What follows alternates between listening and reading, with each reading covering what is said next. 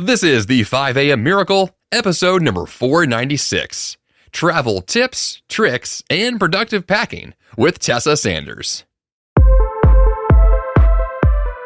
Good morning, and welcome to the 5 a.m. Miracle. I am Jeff Sanders, and this is the podcast dedicated to dominating your day before breakfast. My goal is to help you bounce out of bed with enthusiasm, create powerful, lifelong habits, and tackle your grandest goals with extraordinary energy.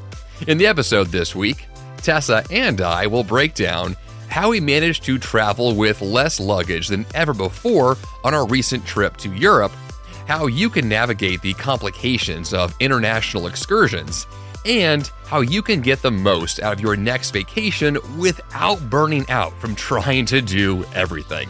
Let's get to it.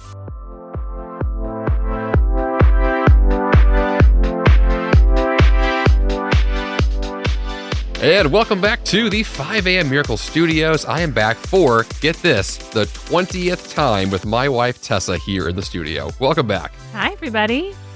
You know, this is a different recording for the two of us, not because we usually record when our kids are not here, but specifically, they're not in this state, which is the first time, if I'm correct about this, the first time you and I have been alone at home in over 2 years. Is that true? I mean, not for a longer period of time. For days on end. Days on end. Yeah. Yes. For short blips, we get those. Yeah. Anyway, it's good to have you back here in the studio today, mostly because of the topic of today's episode, which is a fun one because I've discussed travel a lot less than I thought that I would on this show, and it's a topic that's for those who travel a lot. Productivity and travel are so tied together. They're so important that if you don't take it seriously, it really backfires right away on any trip you take. And if you don't travel a lot, then when you do, this has been my experience, you kind of forget how to do it well, and it's clunky, and the systems are not there, and the best luggage is not already pre-planned, and it feels like you live in one of those two worlds. You have to do it all the time, or you do it just often enough, you're bad at it, Yeah. which is how I felt. So, yeah, how's it been for you? I mean, I think that's true. And there's lots of traveling, swag or products that you're like, okay, if I'm going to be traveling a lot, it's worth it to purchase these things, especially if you're trying to pack lightly, which we'll talk about here in a minute. But, if you don't travel very often, it's like, oh, is it worth it to buy this extra thing? So we're going to talk here in a little bit about what things we've purchased or gotten that we think are really helpful for traveling, and which things maybe aren't really worth it. Excellent. So let's get to today's first topic, which you brought up earlier that I think is fantastic, which are the favorite golden child of the podcast, which are F-bots. Yes. The focus blocks of time, the things that I think if I had a plaque of best content on this show, F-bots is number one. Yeah. Because it's the most important thing, because it's the thing that defines focus and getting things done. So talk to us about F-bots in terms of travel. Yes. So the first thing to think about when it comes to travel is how are you going to get where you're going, right? And so we recently went to Europe, and so we had a fairly long flight, not as long as, to some places. Well, we had, yes, I went to Australia a year ago, and it was my longest flight I've ever been on, which the one on the way there from Dallas, Texas to Sydney, Australia was 15 hours. Or on the plane itself for 17 hours, before and after all the, getting on the plane, deplaning. So it's a long time. It's most of the day. Right. The mentality and the strategies for that are very different than your average 2-3 hour flight. Right. So I think one of the questions when we were preparing for this Europe trip was how are we going to make it through this long flight? How do you pass the time on such a long flight? And one of the things that I think is really helpful is that you can plan out F-bots for the plane, which might sound a little bit silly, but I think to sort of have a schedule, not a really rigid schedule, but some sort of schedule, I'm going to try to sleep for this many hours. I'm going to try to get this much work on my computer done. I'm going to try to spend, this much time reading a book or watch, there's movies on planes all the time now. So I'm going to spend this much time watching a movie. That can sort of, if you give yourself a little schedule of when you're going to be focusing on different activities, it can help you pace yourself through these really long flights, I think. So one thing I noticed on our last flight, we went to Europe about 2 weeks ago, and our flight back from Munich, Germany to Houston, Texas was about an 11-hour flight. And they had on the computer screens behind us basically a schedule for the flight. So this will begin with a light snack and some drinks. Then there's going to be lights out time for sleeping. There's going to be a meal time. Like they had all these different, the schedule for the flight, which is also super helpful if you're going to plan out, okay, when's the meal? When is sleeping? When is my nap time / work time / bathroom break time? You can map out your own schedule, which for a type A guy like me, I love. It's fantastic. Right. Well, and I think a lot of people have anxiety around like these long flights. Like, what am I going to do? How am I going to handle that? How am I going to keep my anxiety down? And I think one of the ways to do that is to say, like, I have a plan for how I'm going to spend this time. I'm not so tied to it that I'm going to be all worked up if it doesn't go well. But I do have a general sense of a plan. I have a book with me that I plan to read. I have a work task sort of in my head that I'm going to try to get accomplished that feels feasible for an airplane. I'm going to sleep this much, and that can also, I think, just bring down a lot of the stress of that, like just the traveling part, the literally like traveling to get to your destination that can set you off on like a nice starting place or ending place, I guess. Well, I think too, when I think about like our recent trip, there are, it's the typical international experience where it's like trains, planes, and automobiles. We're on every possible type of, apparatus of, designed to take you somewhere. And a lot of the trip was just waiting. There's a lot of weird, awkward downtime, a lot of being in lines to go places. So when I had the chance to do something useful and like be in charge of my time again, my control freak nature would kick in. It's like, okay, this is my time now for the next few hours. How can I optimize this time and get the most value from it? Which sometimes is just sleeping if that's all I need. Or other times it's like, yeah, I can actually work right now, and then I feel good about that. Right. Well, and for the record, I do think that when you're traveling, sleep is an FBOT. Right? Oh, yes. Because there's like all the, you sort of have your like pre-FBOT checklist. You've got your pre-sleeping checklist. And then when you do it, I think, especially if you're on an airplane, you have to be very intentional that like, this is the time that I'm sleeping. Because for me, if I'm like, well, maybe I'll be sleeping or maybe I'll be like doing something else, I never sleep at all. So to really be able to say like, this is my time for sleep and I've done all my pre-sleeping things. I've got my noise canceling headphones. I've got a sleep mask. You got a blanket with you. Let's go there for a second because I did an episode of the podcast about a month ago or so ago about sleep strategies. And there's like 37 of them that I listed out. So it's a very long list of things, probably more detailed than necessary. But I think to that degree, when I was thinking about, the long flight and I wanted to get some sleep, we're in a coach flight. This is not first class. I'm not laying down, have the luxury of that. So if you're stuck in the middle seat in coach and you want to get some sleep, I was thinking about, what are all the things I need to make that feel as homely as possible? And it was those things. It was the sleep mask, this awesome new neck pillow that I bought. They got each of us one of those. There's extra support for my neck. It was the big blanket because the plane was freezing cold. We bought a travel blanket. Which I did not expect. I'm very hot-natured. I don't like to be, hot. And the plane was the exact opposite. It was frigid. So having the blanket was essential.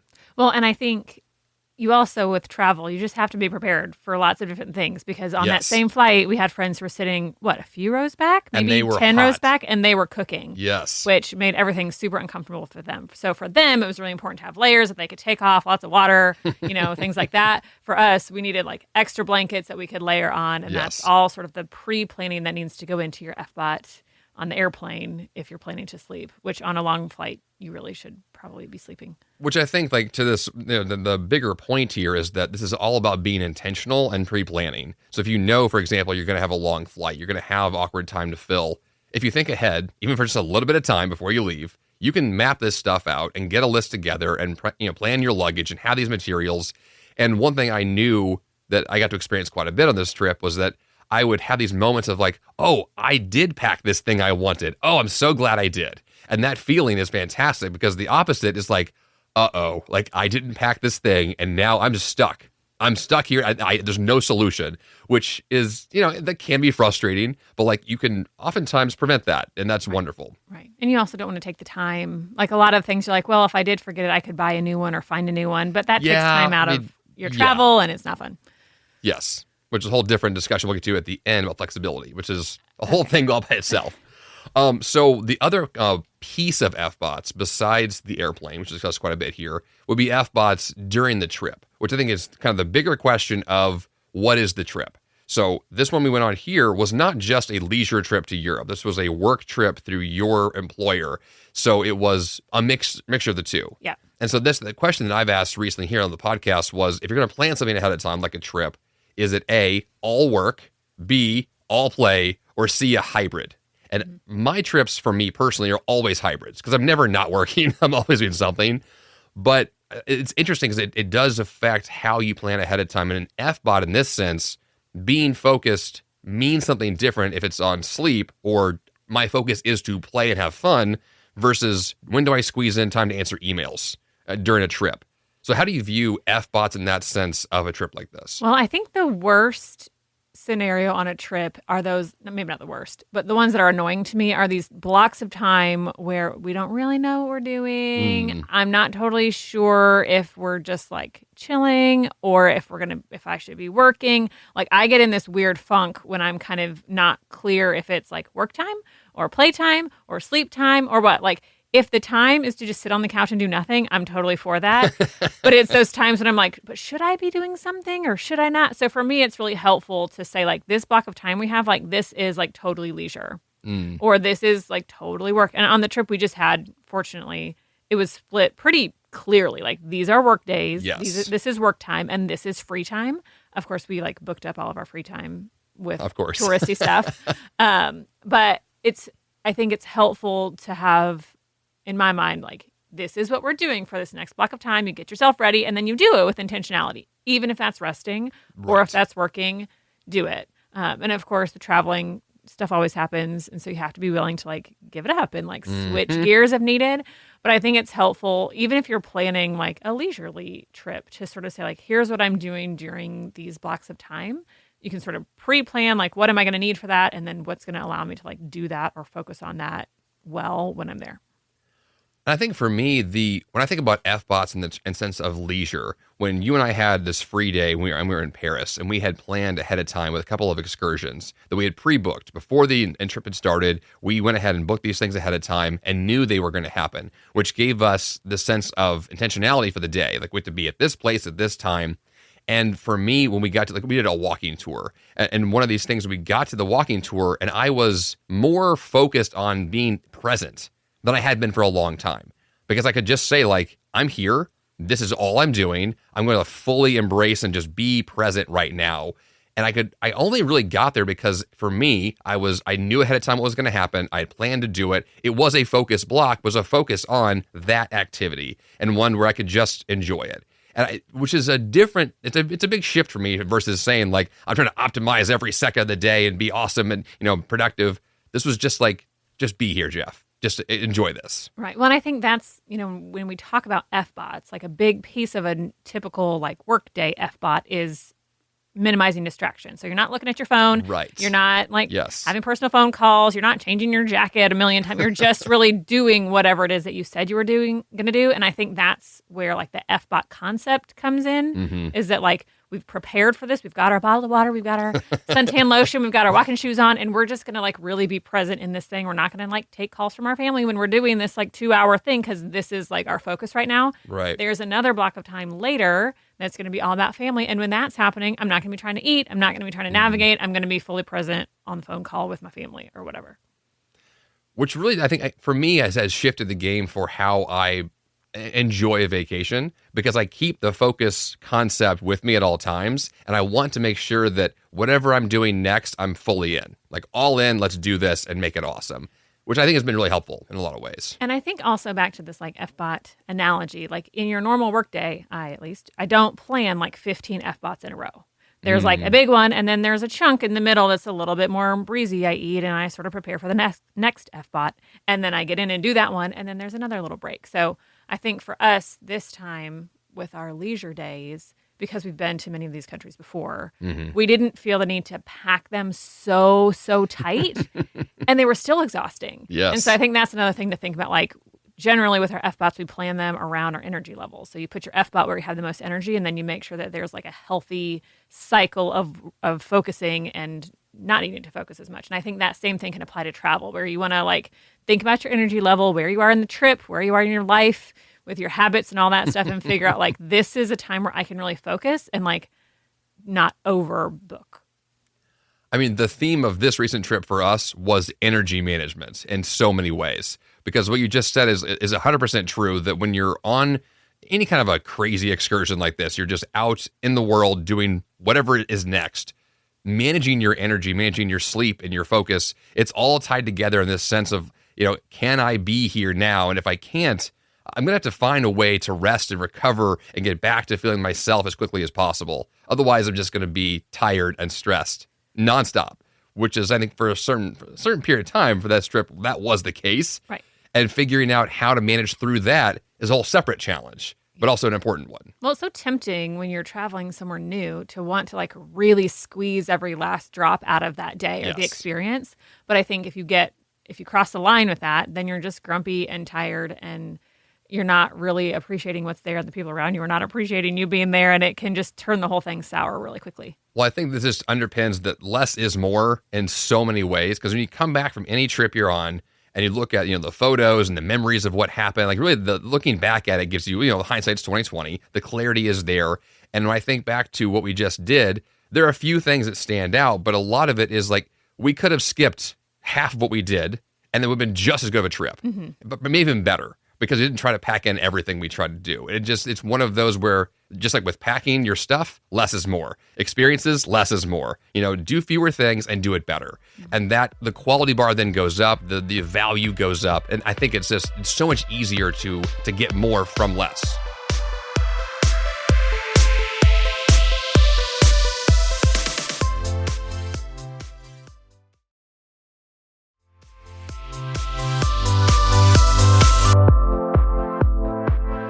And I think as productivity people in our normal lives, we do transactions really quickly. Oh, yeah. So like getting from place to place for us is pretty quickly. I'm going to take the quickest route. I'm going to go at a certain time. But when you're traveling, especially if you're in a new place, I feel like a lot of those transitional periods just take a lot longer.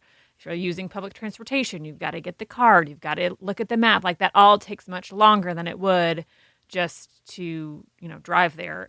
We missed one of our excursions. We were very late to one for that exact reason, right? It took longer than we thought. We went the wrong direction on the somebody subway. Put us on the wrong train going the wrong way. Who was this crazy person? I have no idea. But it all worked out. Thankfully. Otherwise, I would have paid for that. But yeah, so it's such an important thing to realize, I think, knowing ahead of time, like I am going to have to manage myself, my stress, my sleep, and the potential chaos, and all of that can be minimized with simplicity and doing fewer things. Really, I'm not a minimalist. I'm an aspiring minimalist in my life, very much so. And so when I travel, it's an absolute challenge of, can I be this minimalist guy I think I can be, both with the packing element and the time management of the activities. And all of it, I think, plays together into the sense of, how do you want to approach this? And then what do you want to extract value from this later? And for me, it's just that challenge of, what do I really care about? And then let go of everything else. And that it's a challenge. It's a hard one too. Which brings me to our next wonderful topic of packing that I want to get into, mostly because I think, if I'm correct, this was our first big trip with carry-on only luggage. Is that correct? Big trip, yeah. Obviously, yes. We've done like small one-nighter, yeah. Right. But our first big trip with technically no packed luggage, even though we ended up later on. No checked luggage. Sorry, checked luggage. Wrong word. We did pack it and just carry random clothes to my back. Anyway, so we did take carry-on only, and it was really effective. That was the thing I was surprised the most about, I think, in terms of my luggage, that I was able to squeeze a lot more in. This is a 10-day trip for us, and I had more than I needed, which was surprising. Yeah, we were sort of challenged by the person who was in charge of this whole trip to like only pack in things that we could carry onto the airplane. And it took a little bit of planning, but we did it, and I would definitely do it again. Absolutely. Yes. I think it was one of those where when I was first told this is the plan, I balked at it. I was like, no, that's not what I do. Sorry, like I pack whatever I want. Like that's my normal operation. But in this case, I'm so glad there was less, because to playing the point earlier of, less is more. A lot of those planes, trains, and automobiles examples were, we're carrying this stuff wherever we're going. We're very much on the move. And the more stuff you have, the more you have to carry. Right. Which is physically exhausting and cumbersome and clunky, and it backfires. And it's easy to tell yourself like, oh, I'll only have like all this stuff some of the time. Like, Right. obviously, we have hotels everywhere we're going. So, Yeah. like, I'm going to be able to leave my suitcase in the hotel room for the most of the time. But when you get there, you realize that, like, the day you're moving from one hotel to the next, you have your stuff with you all day. Mhm. Or if you're trying to, like, get on the subway or the train or whatever, like, carrying huge pieces of luggage with you is such a burden compared to carrying a rolly suitcase and a backpack. And let's not like kid ourselves here. Like as Americans, everything is bigger in America. Everything's bigger in Texas, I guess is the phrase. But like everything's bigger in America in general. You get to Europe, it's everything's smaller, which is I think way more efficient. As a productivity guy, I freaking love it. It's a really phenomenal way to pare things down. You have the essentials, you ditch the rest. It is not just a challenge in that sense. I think it's a refreshing breath of fresh air to be able to live on less like that. Well, and to be honest, I was still burdened by the amount of luggage I was carrying around with me. Oh yeah, Like I had my laptop in a personal item bag, which is heavy, kind of like a duffel bag. Yeah. And there were many times where I'm like, this laptop is so heavy because we've walked such a long way, or it's so late in the day, or whatever. That like even with significantly paring down what we had with us, I was still like encumbered by it. Yes. Is that the right word? Yeah. No, I think that's the case. I mean, even my laptop that I love, after a while, it weighs you down. Yeah. It's heavy. Yeah. And I don't view it as a big item, but it is. Right. And these things, they tend to scale over time and feel heavier than they are. Yeah. But I agree with you. It was kind of refreshing to not have a ton of stuff. Yeah. And to be like, this is what I'm wearing tomorrow because I only have a few outfits and like, Which was easier to make decisions. That was the other topic I wanted to discuss. You brought earlier was this idea of routines, and the sense that if you pre-pack your clothes. This is something you can do, by the way, in real life every day without traveling. You can pre-plan your life in a sense. People do this with their food for the week. If you pack your foods on Sundays and then throughout the week, the meal prep is ready. The same thing is true for travel. We have these outfits laid out. I only had a few pairs of shorts, a few shirts, so I would just pick one, put it on, and leave. And it made my morning routine was epically more effective and way faster, partly because there was no kids there. Thank you. The other part of it was like we just had the things we brought. And so we got up, we put those things on, and we left. And that sense of simplicity is beautiful. Well, I think it's simplicity for sure, but it's also like, I don't know, in my normal life, I often, I take time getting my clothes on and I'm like, okay, is this like just the right thing to be wearing right now? Like, is it like appropriate? Yeah. Is it like, I try to like really kind of I'm not even super fashionable, but like I still try to find, like I just spend time like hemming and hawing about like, what am I going to wear?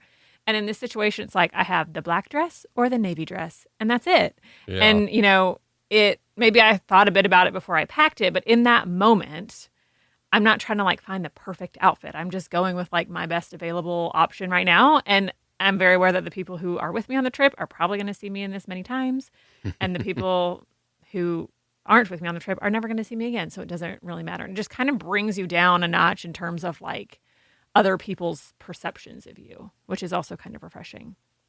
Well, also, we're in foreign countries where no one knows who we are, which is, I think the older I get, and this is kind of a trend usually as you age, you tend to care less about people's opinions of you.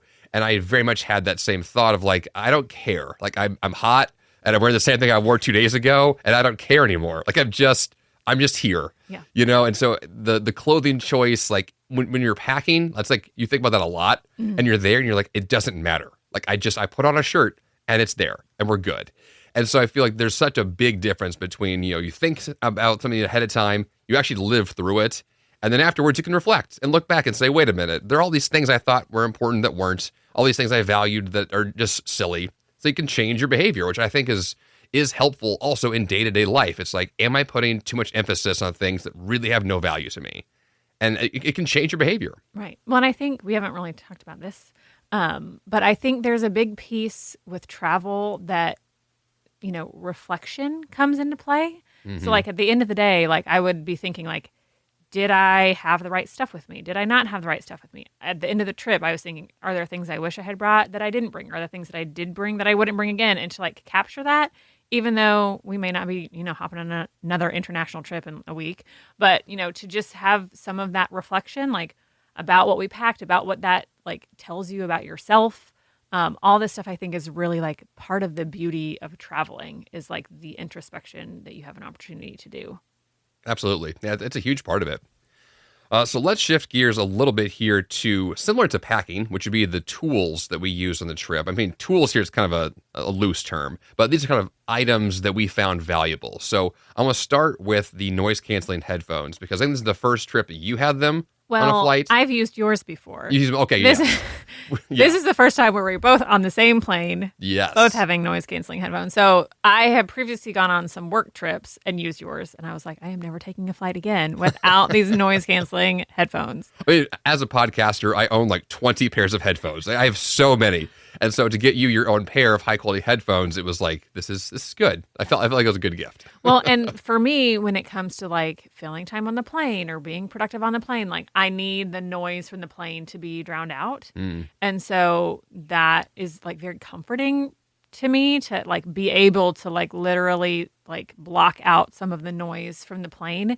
It like in a way, if I'm trying to be like work productive, it can help me like focus in on what I'm doing. And if I'm trying to like sleep or zone out, it's also like helps me to like actually be able to hear the movie or the audiobook that I'm listening to or the music or whatever, things that will help like calm me down as someone who's like sometimes an anxious flyer. Yeah. Well, that's one thing too, and this is totally off topic or sort of what you just said. The more I travel, the easier it gets. And I'm the kind of person who, let's just say like as a type A, highly caffeinated go-getter, I'm also more prone to being anxious. Like anxiety tends to hit me faster than any other emotion in the negative sense. And so airplanes can make me very anxious, right? For lots of reasons. And so I think one thing I've seen quite a bit with efficiency in travel in general is the more you do something, the better you get at it. And the more you can find tricks and tips for yourself that help you get through something. And for me, like to the example of headphones, like being able to drown noise out, listen to a podcast I love or watch a movie or whatever the case is, like it puts me in a zone where I can just kind of be myself and feel good, and those other thoughts might kind of fade over time, which has been helpful and worked well. Well, and I don't, I love a good F-bot, so I feel like I could just keep going back to the F-bot. Part of the thing about the F-bot is you let other people know that like I'm in a focus block of time right now. And I think the headphones, especially these big noise canceling ones that everybody can see, are such a visual cue to other people that like I'm in the zone. I don't need you talking to me right now. And I think that's just really helpful on the airplane. Definitely. The next tool I wrote down that I thought was really essential, this is the two of us love these things, are eye masks that we use for sleeping, which I saw more of those on this trip than I've seen in previous trips from other people, but I found those to be absolutely necessary. It's no longer like a frou-frou item. Like I feel like an eye mask is required. Yes. When we were packing, we were like, do you have enough? Do we have enough? Do we have a backup? Are you bringing a backup? Am I bringing a backup? But I think all this points to this idea that like we value sleep and we're going to prioritize it. And we know that like to be our best selves, we have to sleep. I need it even more than you do. And so I think that's just one of the pieces that's like, for me to have a good day tomorrow, I need to sleep well today. And that means that I cannot take this entire flight and all day tomorrow and not have slept at all.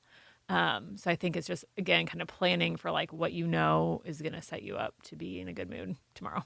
Totally. And they work well. Well, we've changed brands on those recently. Well, because the brand was discontinued. I know. It's frustrating. Yikes. So I don't yet have my like go-to brand anymore. We're just going to use the ones we have. We're going to figure it out. We'll get there. The next tool that the two of us loved was the Google Translate app on our phone. If you travel internationally, especially somewhere where the language is different than yours, holy cow, this app was amazing. And so I knew that there was this thing called Google Translate. When someone's like, use the app, I was like, okay, awesome. Well, like, I've used it before, but like intermittently for random words, not for what the app can do, which is to translate everything in real time right in front of you. This is, I guess, the joy of AI technology and what this app can do. I'm sure others do it too, but this is one we used.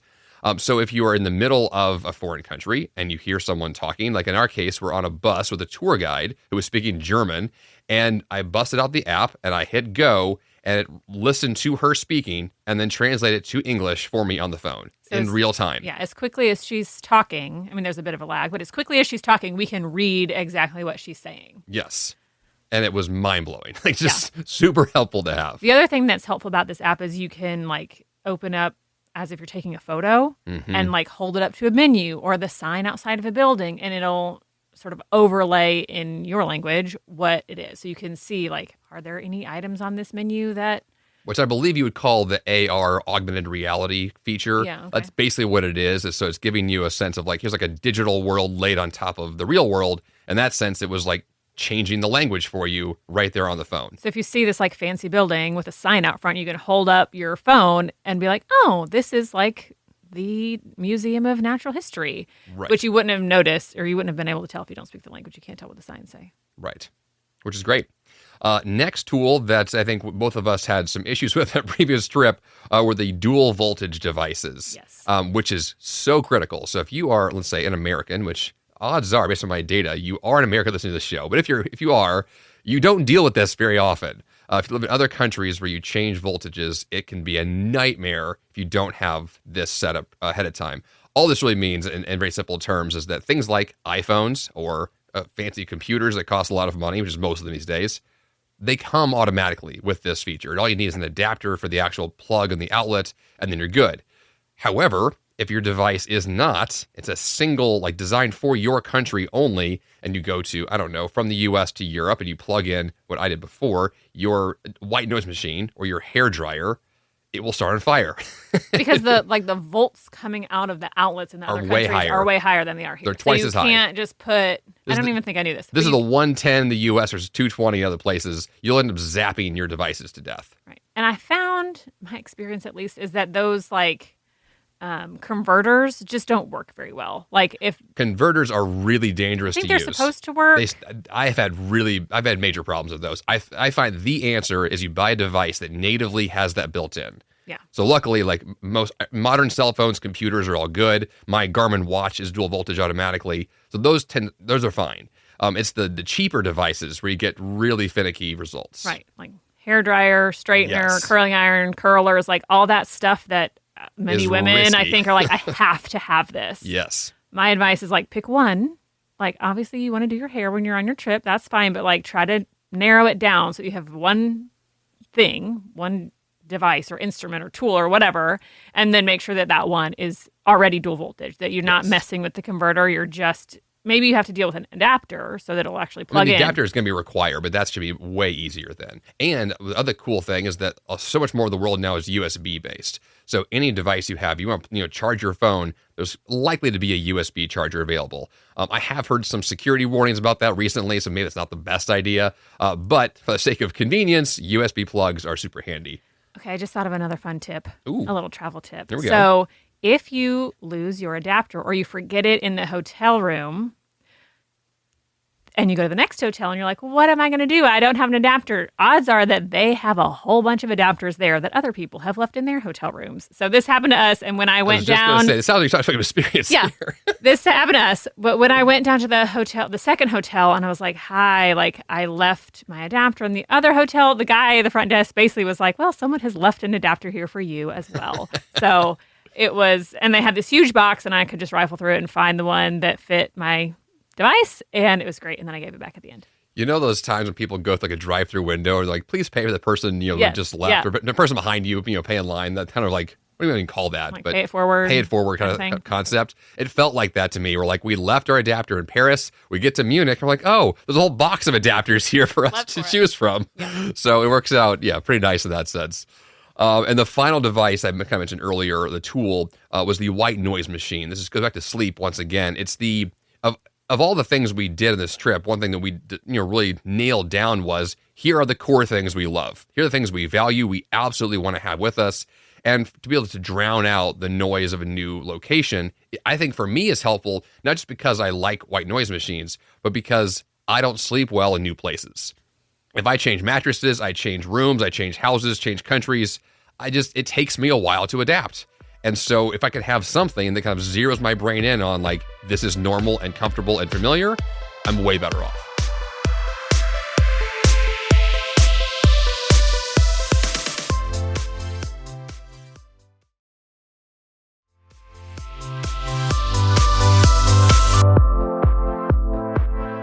Well, and I think it goes back to this idea of, packing only what you need. So to be able to like look at your own life and figure out like, this is the thing that's going to make me feel comfort when I need it. And can I fit it into my 2 carry-on items? That's why it was such a game changer for us, because my initial thought was like, if we're only going to pack a few things, we're not going to bring the white noise machine, which kind of feels like a luxury. But I happened to find one that was designed for travel, that's dual voltage out of the box. So it was fantastic. So it fit, and USB charging available. Oh my gosh, like all the things I just mentioned. Everything. Yeah. Okay, the next big thing I want to definitely hit up is the flexibility concept, which we've kind of discussed a little bit here. But it's one that I think needs to be almost like reiterated to the point of, on this trip we were on, there were some people who I would call like newbies in terms of travel. Like this was one of their first big trips. This was a challenge, or just it was new in so many ways. And the first thing you know when you travel is that flexibility is like absolutely required at every stage, because everything you planned is going to be messed with in some way and challenged. And I feel like it's just, there's a mental game you play of how do I like just ease myself into the next whatever's happening. Well, and I think it's a good point to bring up, because we're having this whole conversation about like how to be productive and how to have a schedule and how to have exactly what you need when you need it all the time. Mm-hmm. But like that is in combination with like a heavy dose of flexibility, adaptability, just kind of like a breezy attitude. I mean, between canceled flights and weather problems and, lack of sleep and, your hotel's not available yet. It's like there's every problem you can imagine will in some way happen. In some form or another, all these things are there. And being able to ebb through them in a way that doesn't make you crazy it's necessary. Well, and I think that's part of the joy of traveling. Like if I wanted to have every single thing I needed to make me comfortable, and I wanted to know exactly what I was doing every moment of the day, I would just stay home, because I have all my comforts here and I have my schedule set. But like part of like why traveling can be an educational experience is because you are confronted with new situations and opportunities to be adaptable, and you're outside of your comfort zone, and you're often hot or cold or hungry or sleepy or whatever, and you learn a lot about yourself when you're in those situations. Like, who am I when things are not going my way, when things are not like planned perfectly? One thing I thought is funny that has happened to me a lot in my life is that people who are on our trip would say, well, oh, Jeff knows what's going on. Like, he's walking really confidently in this direction. Let's follow him. I'm like, oh, me? I'm just wandering aimlessly around. Like, I have no idea what I'm doing, but I look confident, which I also find to be an interesting kind of, the way that I tend to go at the world is I walk quickly with a purpose wherever I'm going, even if it's the wrong direction. I'm like headed there with confidence. And I think with travel, I like to have that sense of like, I do have a plan in some way, shape, or form, or I'm going to make it up on the spot and just go with it. And I think that's helpful as opposed to just kind of throwing your hands in the air and be like, I don't know, it's terrible. It doesn't tend to work for me. I like the sense of like, I'm going to figure out something here and make it work. Yeah. Being resourceful is one of your key skills, I think. Well, I think, yeah, which is helpful in those scenarios. But I think also not wallowing in, when something doesn't go right, or when you get a meal that you're like, wow, I don't want to eat that at all. Or, I'm freezing, or I am so tired, I just don't want to sit through this part of the trip or whatever. I think to not wallow in that and just sort of be like, well, I'm here and we're going to watch this movie, or I'm going to get something to eat later or whatever, And even the whole topic of food. I mean, if you listen to this podcast for a while, you know that I've been a vegan for 13 years, and traveling as a vegan has its challenges, right? It's not the easiest thing in the world. People on our trip were gluten-free. People were diabetic. People had medical, challenges. Like you come as yourself with whatever is going on, and the adaptability to make that work wherever you go is in of itself another layer of, okay, I'll figure this part out too. And you can. You always can. Like that's the message that I got over and over again was like, you will find an answer. If you're looking for one, you'll find one. And I think it's comforting to know that like there's going to be something. Just have the patience to be able to get to that next thing. Yeah. But that's, again, like that's part of the reason that we put ourselves outside of our comfort zones. Exactly. The challenge is healthy. Okay, the other component I want to tackle here was the very last piece that you asked me this question earlier, which was what made the trip better or awesome? Which I thought was a really good question, because this kind of plays back to my green pen strategy that I've discussed in my second book, The Free Time Formula. And the green pen strategy basically asks the question, as opposed to trying to figure out what went wrong and how to fix it, it's what went right and how do you amplify your successes and things that are awesome and have more of those. To that degree, Tessa, let me ask you this question. What do you think from this last trip you could draw from it, you want to amplify more of? Like what stands out to you as a success? In terms of traveling? Sure. Yeah. That's the topic of the show. Well, I mean, I think there are like bigger life lessons that you can take away that are not necessarily related to traveling. But no, I'll go travel because that seems easier. Philosophical is cool too. We can theorize. Yeah. I mean, I think it's a lot of the stuff we've talked about. Like, I think not having too much stuff was really helpful. Yep. I think having a nice balance of planned stuff and not was helpful. One thing that I have to do, which other people probably do too, is I have to be careful with what I eat because I get an upset stomach sometimes. My tendency when I'm traveling is to like, especially if it's a new country, everything. Like I want to enjoy all this stuff, but I had to be aware of like, okay, let's not eat stuff that's like crazy outside of the zone because I want to enjoy like the rest of this time, the rest of the day. Which tied to that, we could discuss the app that was recommended to us, which is called Flush, which tells you about local toilets that are available. So wherever you go, you can, at some level, figure out where you can go to the bathroom, which when you're traveling is a part of your experience. A big part of ours. I tend to drink a lot of liquids, and so I need the restroom more often than most. Yeah. So I think for me, like managing like how much I'm eating or what I'm drinking or when I'm drinking it, like all that stuff. Well, that was going through my head all the time, was if I make this choice here to eat this food, drink this drink, whatever I'm going to do next, how will that impact the next few hours of my trip? Mm-hmm. Where am I going to be? Will I have access to things I need or not?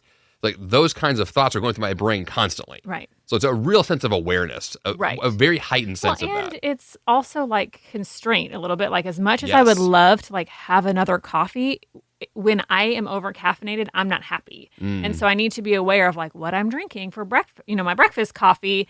Even though we're in Paris and like coffee is such a big thing, I have to be thinking around like, okay, I need to show a little bit of constraint here so I can have a better, rest of the morning.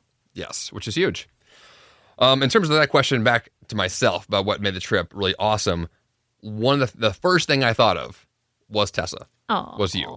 And I said that at first I was like, well, are you just saying that because I'm right here? At first I was thinking, well, that's just a silly husband answer, right? That's what I should say. That's great. But then I realized like that actually is the answer, which is what made things better for me was a trusted person that I was traveling with, which you call a travel buddy. A travel buddy.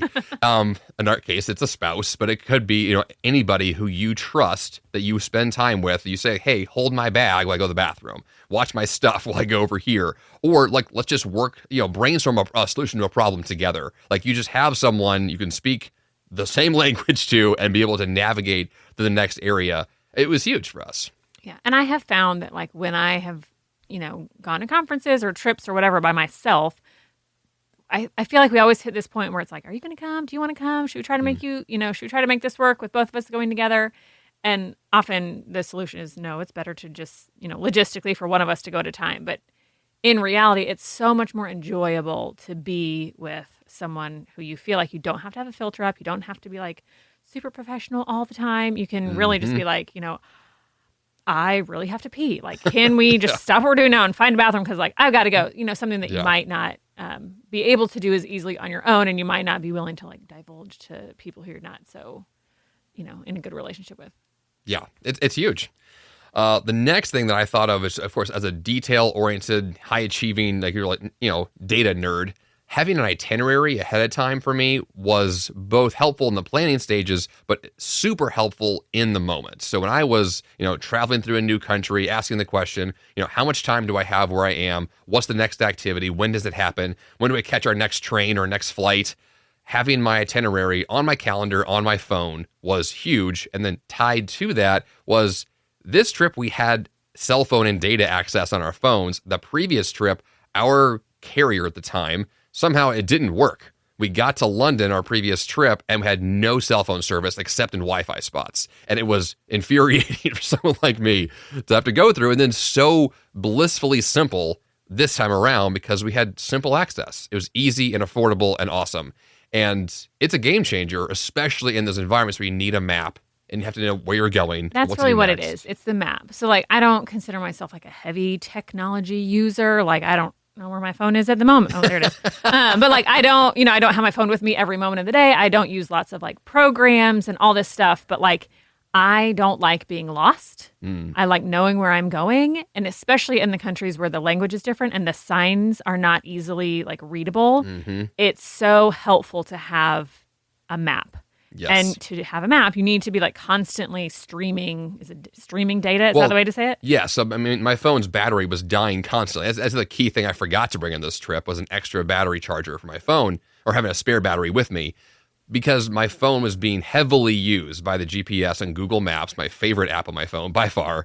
And I used the heck out of that thing because it was just a constant question of where am I? How do I get to my next, bus stop or train station or where am I going next?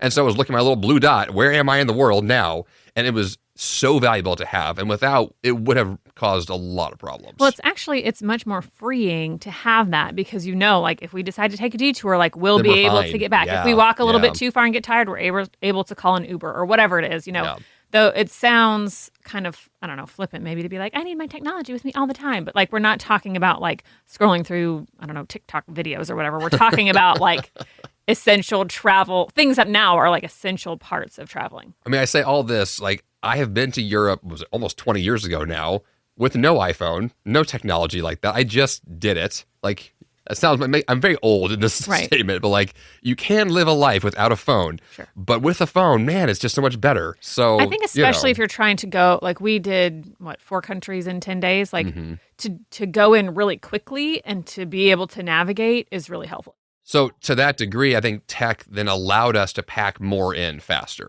where otherwise it wouldn't have worked that way, which, I mean, either way is fine. It's just like, once again, your comforts. What's going to allow this to be easier and prevent problems? So that was excellent for us.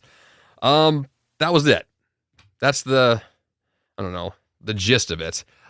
What else do you have as far as takeaways from this? I mean, I think the big takeaway is traveling is good. And there is a huge difference between traveling, for me at least, between traveling to like my loving family than there is traveling to like a totally new place. And I think my inclination often is to just kind of like be comfortable and be, go to the same place that I always go with the same people that I always go with, do the same things over and over again, because it's not quite so draining. But like while it's draining, I think there's still so much you can learn about yourself and about the world through traveling that you just don't get by doing the same things over and over again. There was a topic on the show, I forget now when it was recently, where I was discussing on accident this concept of disruption, where I was realizing the best thing for me is to not do the same thing again. It is to disrupt my habits, to disrupt and burst my bubble, is to see things from a different perspective, which you just cannot do if you do the same thing every day. Like you have to, at some point, just intentionally get yourself out of that rut that it becomes. Like a good habit is still a habit, which means it has the potential to become a bad habit over time if it's never readdressed, right? If you don't never have the chance to like see it from a new lens. And traveling forces you to rethink, what do I eat? When do I sleep? Who do I talk to? What do I value? How do others see the world in a way that I don't see it? I think it makes you think like, who am I? And like, what am I contributing to like my life in the world, and like how are people like different and the same like across the globe? That perspective is huge. And I think for us, especially in this phase of life where we are with our children, where we're not going to take our children on an international trip anytime soon, to have had this opportunity to travel together has been just so amazing. And I think, if I have any say in it, like we should plan something like this again to make sure that like we're able to like disrupt our sort of very structured schedules, because you just never know what you're going to get out of it. You never know what you're going to get from traveling. That's true. And that's the good thing about it. I mean, it's the intentional, like I'm going to throw myself in the deep end of the pool and I can barely swim and let's just figure it out. And I think that it takes, certain personality types love that and some hate that. I think either way, it's healthy and good. And it leads, I think in a lot of ways why I really fell in love with running marathons, especially trail marathons, was because I could go get lost in the woods for a while and then just find my way back. And that's what it feels like. It's like this exploration, this adventure, this safari you're going on, metaphorically or literally. You can go on these things and then figure it out.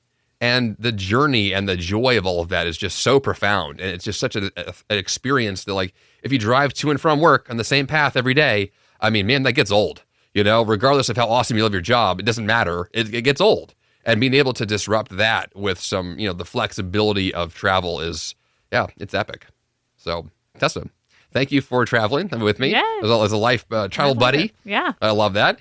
And I'll be back on the show sometime soon. I don't know when, but this is your 20th time. So thank you for being the most frequent guest on the podcast. you. We just hit the 10-year anniversary of the show. Last week, we celebrated the 10-year anniversary, and I made this kind of, not a promise, but basically I threw a thought out there that I'll be on this podcast for the next 10 years. And the very first thing that I thought was like, I'll be here with Tessa for the next 10 years doing this show. And it's like, people ask me this question all the time, like, how do you create content for a show for 10 years? And I was like, I don't know. I just kind of make it up. Like, I just kind of, I show up and it comes to me. But like, if you live a life that creates newness, freshness, I mean, travel is the best example of that. You have a ton to talk about. Like your life is an expression of the things you do. So go do more fun, awesome things. Yeah. And that's great. That's great. So anyway, love you. Love you. Thank you.